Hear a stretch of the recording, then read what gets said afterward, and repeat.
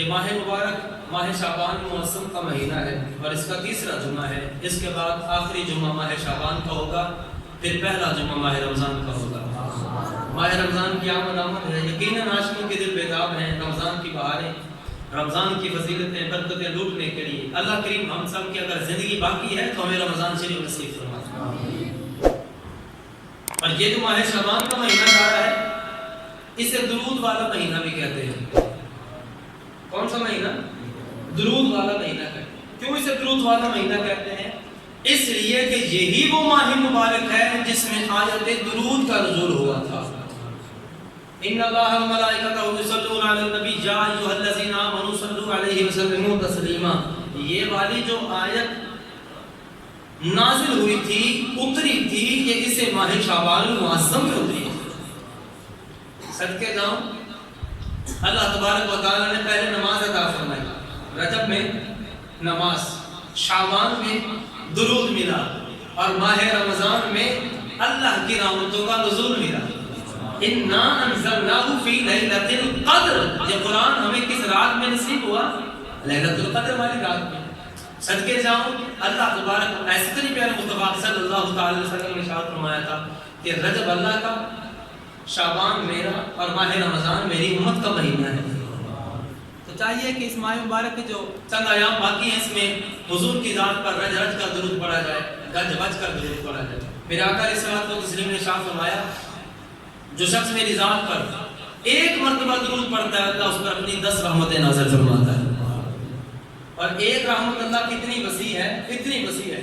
عرب کے آزاد کشمیری میاں صاحب اس کا ترجمہ فرماتے ہیں، اور میں اس کو نص قرآن سے انشاءاللہ ثابت کروں گا. قرآن کی آیت ہمیں کیا کہتی ہے، پھر عاشقوں کے مزاج سنے وہ کیا کہتے ہیں. عاشق فرماتے ہیں رحمت دار دریا الہی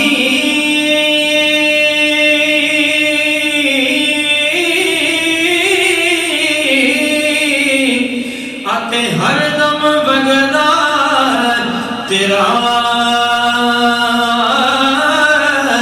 ایک قطرہ جے او بخش مینوں اتے کم بن جاوے میرا.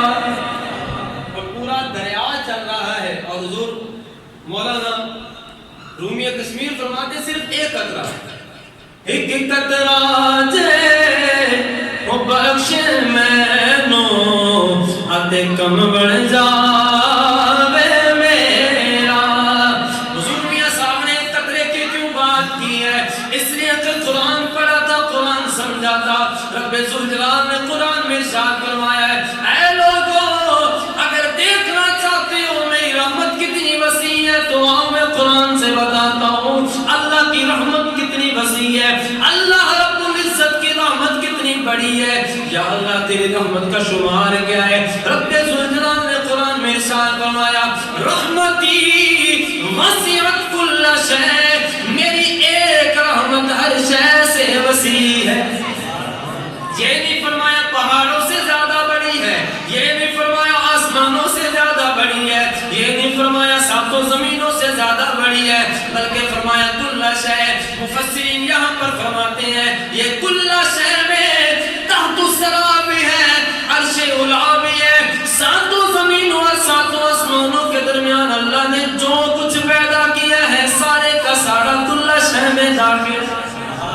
جس چیز کو رب ذوالجلال نے کون سے پیدا فرمایا ہے ساری کی ساری کل شیء میں داخل ہے. گویا رب ذوالجلال بتلانا یہ چاہتا ہے لوگوں ساتوں زمینیں چھوٹی ہیں، ساتوں آسمان چھوٹے ہیں، مشرق و مغرب شمال اور جنوب چھوٹے ہیں، یا اللہ بڑی کیا چیز ہے. فرمایا رحمتی وسعت کل شیء. میری ایک رحمت ہر چیز سے وسیع ہے، ہر چیز سے بڑی ہے. میں صدقے جاؤں تیرے اور میرے پاک نبی صلی اللہ تعالی علیہ وسلم نے ارشاد فرمایا جو شخص میری ذات پر ایک مرتبہ درود پڑھتا ہے میرا رب اس پر اپنی 10 رحمتوں کا نزول فرماتا ہے.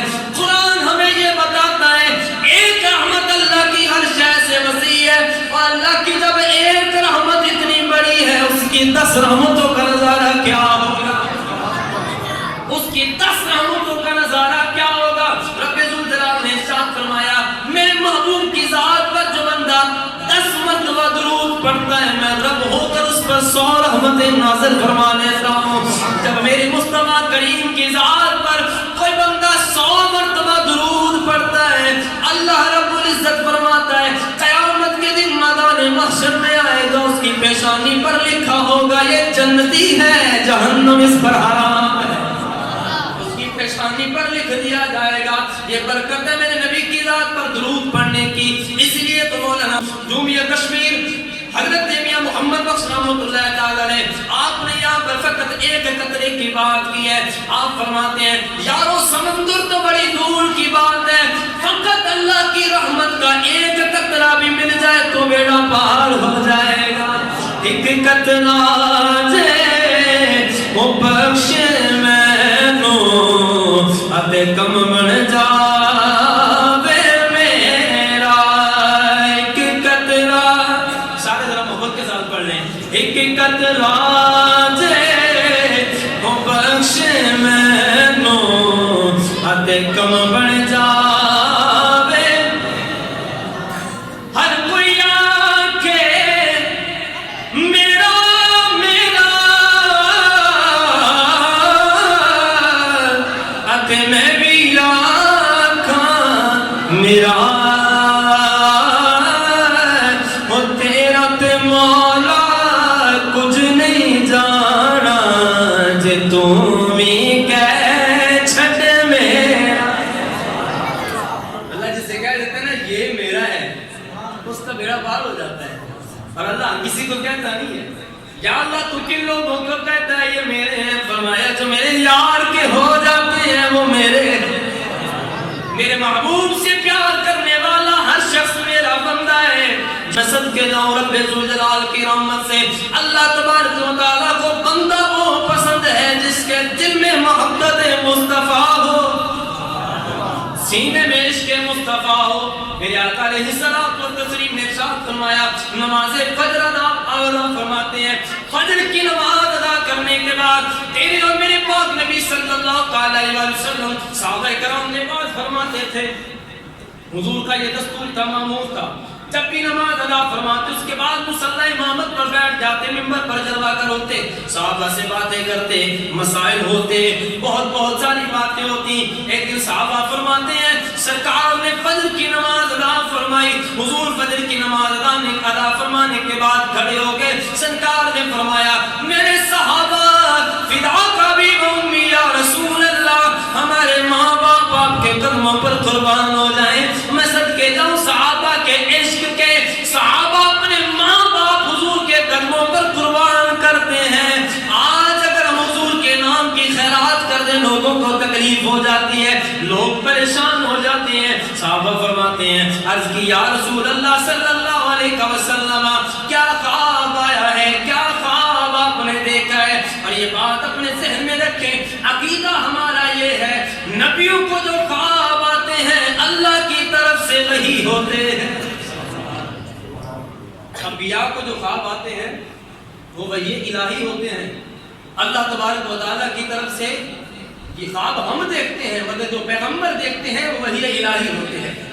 آئے پیچھے چلے ذرا، ہم دادا ابراہیم علیہ السلام کو دیکھ لیتے ہیں، 3 دن تک خواب آیا تھا بیٹے کو ذبح کر رہے ہیں، حضرت اسماعیل علیہ السلام نے کیا فرمایا تھا ابا جان آپ نے جو خواب دیکھا ہے وہ خواب نہیں ہے، اللہ کی طرف سے حکم ہے، آپ چھری لیں اور گلے پر چلا دیں، اسماعیل علیہ السلام کی گردن کٹ جائے گی، رب راضی ہو جائے گا۔ نبیوں کے جو خواب ہوتے ہیں وہ وحی الہی ہوتے ہیں، ہمارے خواب جھوٹے ہو سکتے ہیں۔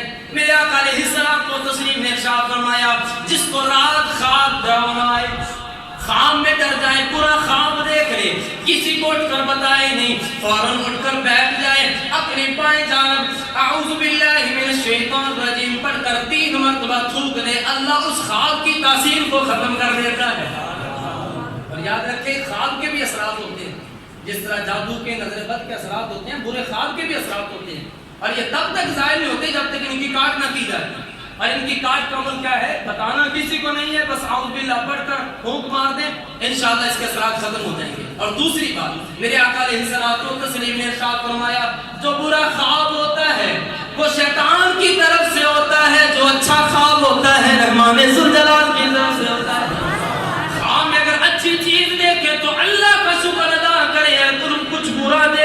لا حول ولا قوت الا باللہ پڑھیں. سرکار فرماتے ہیں میرے صحابہ میں نے رات خواب دیکھا ہے. آقا ارشاد فرمائے کیا خواب دیکھا ہے؟ سرکار مدینہ صلی اللہ علیہ وسلم نے ارشاد فرمایا میں نے خواب دیکھا قیامت کا دن قائم ہو گیا ہے, میزان عمل لگ چکا ہے, بندوں کے حساب و کتاب ہو رہے ہیں, لوگ پل صراط سے گزر کر جا رہے ہیں, جنتی جنت میں داخل ہو رہے ہیں, دوزخی دوزخ میں جا رہے ہیں. میری سرکار مدینہ صلی اللہ علیہ وسلم نے ارشاد فرمایا میرے صحابہ میں نے جب منظر دیکھا ہے پل صراط سے میرا ایک امتی گزرتا ہے, جب وہ درمیان میں جاتا ہے اس کے قدم لڑکھڑا جاتے ہیں, وہ گرنے لگتا ہے, پھر مضبوطی سے پکڑ لیتا ہے, پھر گرنے لگتا ہے, حتیٰ کہ یہی کیفیت جاری ہے. سرکار فرماتے ہیں میں اپنی آنکھوں سے دیکھ رہا ہوں, اتنے میں کیا ہوا میری ذات پر پڑا ہوا دنیا میں رہ کر اس کا درود آیا, اس کا بازو پکڑ کر پل صراط سے پار لگا گیا. جو درود دنیا میں رہ کر میری ذات پر پڑا کرتا تھا وہ اس شکل میں آیا کہ اس کا بازو پکڑا اور پل صراط سے پار گزار دیا. میں صدقے جاؤں بیٹھے فرش پر ہیں, خبریں قیامت کی دے رہے ہیں, ابھی بھی اندر مولوی کہتا ہے ملا کہتا ہے سرکار کو علم غیب نہیں ہے, اور یارو یہ علم غیب نہیں ہے تو اور کیا ہے. میری سرکار دوزخ میں جانے والوں کو بھی بتا رہے ہیں, جنت میں جانے والوں کو بھی بتا رہے ہیں. اب اندازہ کر لیں جو دنیا میں رہ کر میری سرکار کی ذات پر درود پڑھتا ہے اللہ اس پر کتنا کرم فرماتا ہے. سرکار مدینہ صلی اللہ علیہ وسلم نے ارشاد فرمایا جو شخص دنیا میں رہ کر کثرت سے میری ذات پر درود پڑھے گا قیامت کے دن سب سے زیادہ میرے قریب ہوگا. سب سے زیادہ قریب سرکار کے کون ہوگا؟ جو دنیا میں رہ کر سرکار کی ذات پر کثرت سے درود. اور یاد رکھیں محبت کسی سے پوچھ کر نہیں ہوتی, اور نہ یہ کسی کے کہنے پر ہوتی ہے, نہ کسی کے بتانے پر ہوتی ہے. محبت ہو جاتی ہے. اگر دیکھ کر ہوتی تو زلیخا کو کبھی محبت نہ ہوتی. حضرت زلیخا کو جو عشق ہوا تھا وہ پتہ کیسے ہوا تھا؟ یوسف علیہ السلام کو تو دیکھا ہی نہیں تھا. دیکھا تو تب تھا جب مصر کے بازار میں بولی لگی تھی, لیکن محبت تو اس سے پہلے کی تھی. تو نظارہ کہاں پر ہوا تھا؟ خواب میں یوسف علیہ السلام کے حسن کو دیکھا تھا. ایک خواب میں جھلک دیکھی تھی تو دیوانی ہو گئی تھی. میں صدقے جاؤں اور جس کو یوسف علیہ السلام کا دیدار خواب میں ہو جائے وہ دیوانہ ہو جاتا ہے جس کو آمنہ کے لال کے چہرے کی زیارت ہو جائے گی. اور پھر وہ زیارت کیسے ہوگی؟ یہ محبت کا تقاضا ہے. جس سے پیار کیا جائے اس کا ذکر کیا جائے, جس سے محبت کی جائے اس کی خیر مانگی جائے. اور ہمارا خیر مانگنا کیا ہے, ہماری محبت کیا ہے؟ عاشقوں کی حضور کے ساتھ محبت یہ ہے جہاں بھی ہوں, جیسے بھی ہوں, جس حال میں بھی ہوں, ذکر خدا زبان پر رہتا ہے, ذکر مصطفیٰ جاری رہتا ہے. یہ زبان اللہ تبارک و تعالیٰ نے اس نے تو پیدا فرمائی ہے کہ اس سے یار کے ذات پر درود پڑھا جائے, اس زبان کے ساتھ محبوب کی ذات پر درود پڑھا جائے. سرکار فرماتے ہیں جو دنیا میں رہ کر میری ذات پر کثرت سے درود پڑھے گا قیامت کے دن میرے سب سے زیادہ قریب ہوگا. اچھا اب ایمان سے بتائیں جگہ بیٹھے ہو حضور دے کول ہوے دا حساب و کتاب کی ہوے گا؟ سبحان اللہ. اس کے نام اعمال کون دیکھے گا؟ عاشق یہاں پر کہتے ہیں اوتھے جا کے تے پہنی بہت مشکل, اوتھے عملہ دی سخت پر چول ہووے, اوتھے کم نہیں یار سفارشاں دا, اوتھے عمل پورا تکڑی تول ہووے. ہر ایک دے سامنے آ جانا منہ بولیا جو جو بول ہووے, او دے کول فرشتیاں کی پوچھنا جڑا بیٹھا حضور دے کول, او دے کول فرشتیاں کی پوچھنا جڑا بیٹھا حضور دے کول ہووے. حضرت موسیٰ علیہ السلام کا دور ہے, تورات کی لوگ تلاوت کرتے ہیں. بنی اسرائیل کا ایک شخص ہے, ساری زندگی گناہ کرتا رہا, ساری زندگی گناہوں میں بسر کر دی. بندے کو خبر تھی یہ بندہ بڑا پاپی ہے, بڑے عیب کیے اس نے, بڑے گناہ کیے ہیں. جب اس کا انتقال ہو گیا, یہ اس وقت کی بات ہے, اگر کوئی گناہگار مر جاتا لاشا اٹھا کر چوک میں پھینک دیتے تھے, کوڑے کرکٹ کے ڈھیر پر ڈال دیتے تھے, اس لیے کہ یہ گناہگار ہے. میں صدقے جاؤں نسبت محمد مصطفیٰ کے, ساری زندگی بندہ گناہ کرتا رہے گا. شریعت کہتی ہے مانا ایسے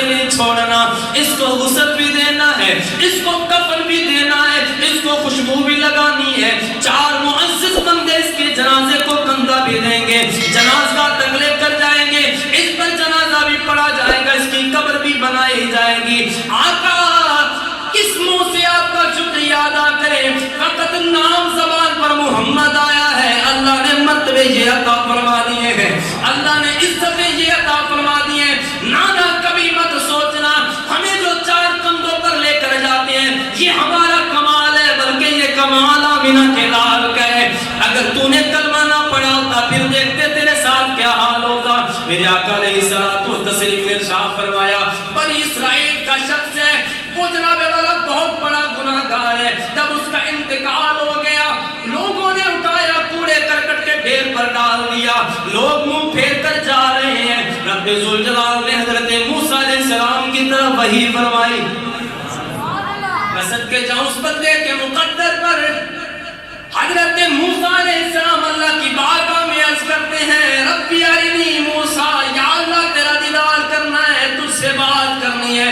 اللہ فرما دیتا ہے لن ترانی، ادھر اللہ اللہ ہو کر خود وہی کلیم اللہ کی طرف فرما رہا ہے۔ فرمایا میرے پیارے موسیٰ یا اللہ کیا حکم ہے، فلاں مقام پر چلے جاؤ، فلاں جگہ پہ چلے جاؤ، وہاں پر میرے بندے کا انتقال ہو گیا ہے۔ آپ نے جملہ ضائع کر دیا، اللہ اللہ ہو کر فرماتا ہے میرے بندے کا انتقال ہو گیا۔ یہ کوئی عام بات نہیں ہے، بہت بڑی بات ہے۔ اگر کسی مرید کو اس کا پیر کہہ دے یہ میرا خاص مرید ہے، اس کے پاؤں زمین پر نہیں لگتے۔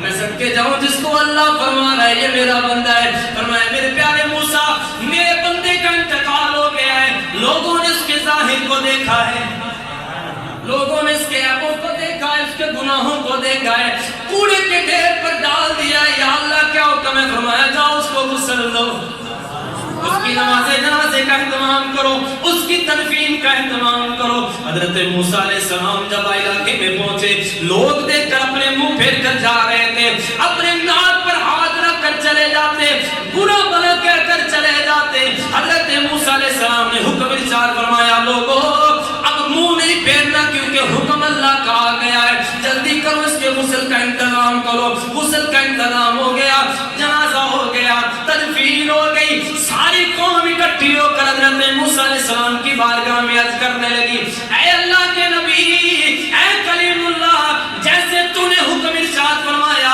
ہم نے سر خم تسلیم کر لیا، سارے معاملات ویسے کر لیے، لیکن ایک بات کا ایک سوال کا جواب تو ارشاد فرما دیجئے، یہ بندہ تو بڑا گناہگار تھا، اس گناہگار کے لیے ایسا کیا عمل ہے جس کی خاطر کلیم اللہ چل کر آ رہے ہیں، جنازہ بھی پڑھا رہے ہیں، غسل کا بھی انتظام کیا جا رہا ہے۔ حضرت موسیٰ علیہ السلام نے فرمایا مجھے نہیں پتا، میرے رب نے مجھے آرڈر کیا، میں حکم کی تعمیل کر کے پہنچایا۔ کہنے لگا پھر آپ تو کلیم اللہ ہے، اللہ کے کلیم ہے، یہ بات ہمارے دلوں میں کھٹکتی رہے گی، آپ رب ذوالجلال کی بارگاہ میں عرض کریں اس کی حقیقت کو تو کھولیں، آخر ماجرا کیا ہے۔ حضرت موسیٰ علیہ السلام نے میرے رب کی بارگاہ میں عرض کی یا اللہ یہ قوم بتا رہی ہے یہ گناہگار تھا مگر تو فرماتا ہے یہ بندہ ہی میرا ہے، مگر تیرا ارشاد کیا ہے یہ تو بندہ ہی میرا ہے۔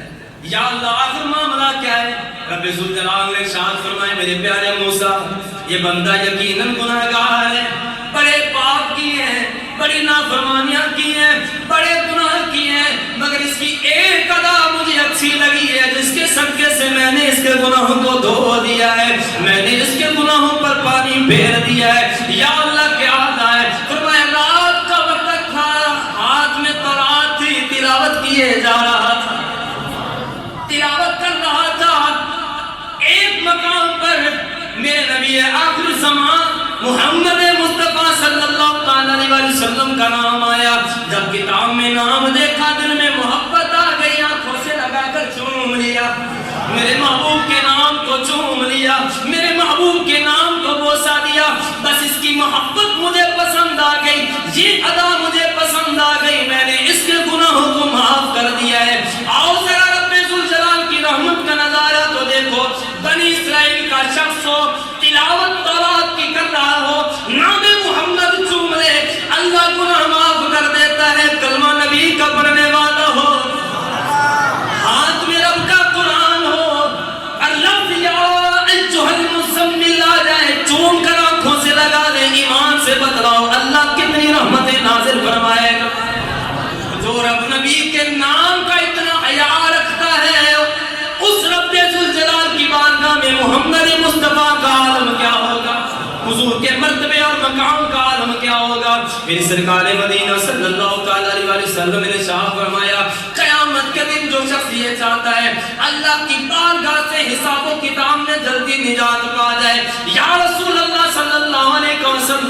وہ بندہ کیا کرے؟ فرمایا میری ذات پر درود پڑا کرے۔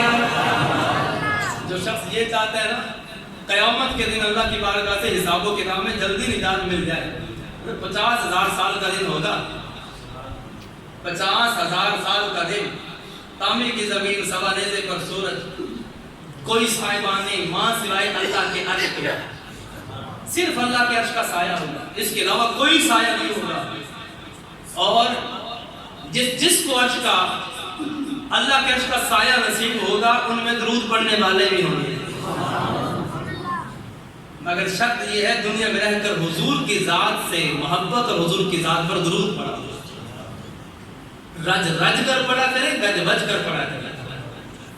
اور میرے آقا علیہ الصلوۃ والتسلیم نے ارشاد فرمایا جو دنیا میں رہ کر میری ذات پر کثرت سے درود پڑھتا ہے قیامت کے دن میں محمد اپنے ہاتھوں سے حوض کوثر کے جام پلاؤں گا، اور جسے ایک مرتبہ حوض کوثر سے پانی نصیب ہو جائے گا پھر دوبارہ کبھی اسے پیاس لگے گی نہیں۔ 50,000 سال کا دن ہوگا، بندہ 50,000 سال زندہ رہے گا، ایک دن صرف ہوگا زندہ رہے گا، گرمی کی شدت ہوگی مگر حضور فرماتے اسے پیاس ہی نہیں لگے گی۔ یہاں پر رومی کشمیر میاں محمد بخش رحمۃ اللہ تعالی ترجمانی فرماتے ہیں، اور یہاں پر اعلیٰ حضرت نے بھی ایک بڑی پیاری بات لکھی ہے۔ سرکار نے جب فرمایا نا کہ میرے ہاتھوں سے جام ملیں گے اسے حوض کوثر نصیب ہوگا، اعلیٰ حضرت فرماتے ہیں حوض کوثر تو بڑی دور کی بات ہے، حوض کوثر پانی ملنا یہ تو بڑی دور کی بات ہے۔ آپ فرماتے ہیں سرکار فقط ایک جھلک دیکھ ہی لینا، کتاب میں کھڑا وہ بندہ اتنا مجمع ہے جیسے میرے سامنے بیٹھا ہے، صرف ایک نظر ہی پڑ جائے نا، اعلیٰ حضرت فرماتے ہیں شربت نہ دے کریں بات لطف سے، شربت تو بڑی دور کی بات، دور صرف اتنا فرما دینا اے بھی میرا ہے، امجد صاحب صرف سرکار اتنا فرما دے اے بھی میرا ہے تو بات بن جائے گی۔ اعلیٰ حضرت فرماتے ہیں شربت نہ دے کریں بات لطف سے، شربت نہ دے کریں بات لطف سے، شربت نہ دے کریں بات لطف سے، یہ شہد ہو تو پھر کس پرواہ شکر کی ہے، بندہ کہ چاولا تے شکر پانی یہ شہد پا دے من تسی کی آگو گے، ارے شہد ہوتے لیکن نہیں لابدہ تو رسولہ کسی نے کی مارنی ہے۔ اعلیٰ فرماتے ہو جس کے پاس حضور کی گفتگو کا شہد ہو وہ شکر کو کیا کرے گا؟ حضور آپ تو حوض کوثر کی بات کر رہے ہیں، ہم تو آپ کے اتنے دیوانے ہیں، اتنے شہدائی ہیں، فقط آپ ایک جھلک ہمیں دیکھ لینا ہمارے لیے اتنا ہی بڑا ہے، ہمیں حوض کوثر کی کیا ضرورت ہے؟ تو یہ اسے نصیب ہوگا جو حضور کی ذات پر درود پڑا کرے گا۔ اللہ کریم ہمیں آقا علیہ الصلوۃ والتسلیم کی ذات کے ساتھ پکی سچی محبت نصیب